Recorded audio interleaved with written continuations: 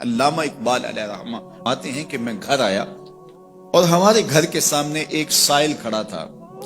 سائل چوں قضائے مبرم ہے، جس طرح قضائے مبرم ہوتی ہے، ٹلتی نہیں ہے، اس طرح وہ ٹلنے والا ہی نہیں تھا. میں نے اس کو لا کہا بابا چلا جا، معاف کر، لیکن وہ ضد کر کے گھر کے دروازے کے اوپر کھڑا تھا. میں لاؤبالی کی عمر تھی تو سکول سے آیا تھا، میرے ہاتھ میں چھوٹی سی چھڑی تھی تو میں نے اس کے کاسے کے اوپر ماری تو وہ کاسا ٹوٹ کے گر گیا اور اس کے اندر جو سارے دن کی ریزگاری جمع کی تھی وہ بھی بکھر گئی. تو کہتے ہیں کہ وہ ریزگاری اکٹھی کرنے لگا اور میرے والد شیخ نور محمد اندر سے کہیں دیکھ رہے تھے تو وہ باہر آئے.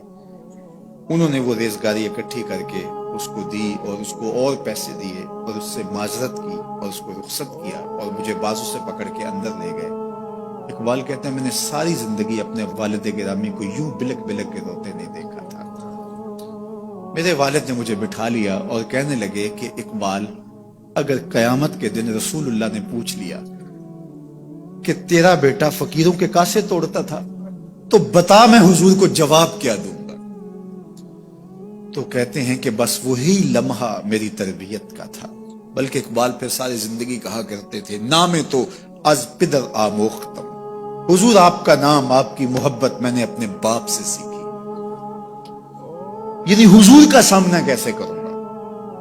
اور پھر یہ اقبال کے کلام میں آخر تک یہ چیز آتی ہے کہ کیسے حضور کا سامنا ہوگا. تو غنی از ہر دو عالم من فقیر، روز محشر عذرہائے من پذیر، گر تو می بینی حسابم ناگزیر، از نگاہ مصطفیٰ پنہا بغیر. اقبال بھی پھر آخر میں دعا کرتے ہوئے اللہ کی بارگاہ میں عرض گزار ہوتا ہے، مالک تو غنی ہے، میں تیرا فقیر بندہ ہوں، تو مجھے یوں ہی معاف کر دے، میرا حساب نہ لینا. لیکن اگر میرا حساب لینا بڑا ضروری بھی ہوا تو یہ مہربانی کرنا حضور کے سامنے نہ لینا، میں حضور کو کیا منہ دکھاؤں. تو یہ فکر ملی کہاں سے؟ یہ باپ کی تربیت سے ملی، یہ ماں کی آغوش سے ملی. تو یہ ماں باپ کی ذمہ داری ہے کہ بیٹا جب کسی کا دل توڑے، جب کسی سے زیادتی کرے تو باپ وہیں اس کا راستہ روکے. اور ایک فقیر کا لاؤبالی پن کے اندر کاسا توڑ دیا اور باپ نے پھر ایسی تربیت کی کہ اقبال ساری زندگی لوگوں کے دل جوڑتا رہا، ساری زندگی بتاتا رہا کہ انسان کی اصل صورت کیا ہوتی ہے. دل نہیں شاعر کا ہے کیفیتوں کی رستخیز، کیا بتاؤں کہ درون سینہ کیا رکھتا ہوں میں، در غم دیگر بسوزو دیگر آرا ہم بسوز، گفت مت روشن حدیث گر توانی دار ہوش، کہہ گئے ہیں شاعری جزویست از پیغمبری، ہاں سنا دے پڑھ کے ان کو پیغام سروش.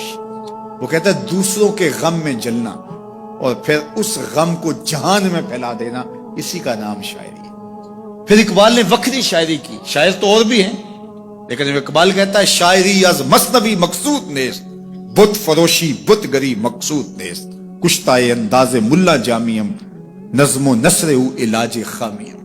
وہ کہتا ہے کہ میں یہ بت نہیں بنا رہا کہ یہ غزلیں تراش کے اور یہ نظمیں تراش کے لوگوں سے داد وصول کرو. بلکہ کسی نے اقبال کو کہا یار کوئی غزل تو سناؤ، تو اقبال رو پڑا، کہا حضور میں اپنے شعروں کی داد قیامت کے دن آپ سے ہی لوں گا.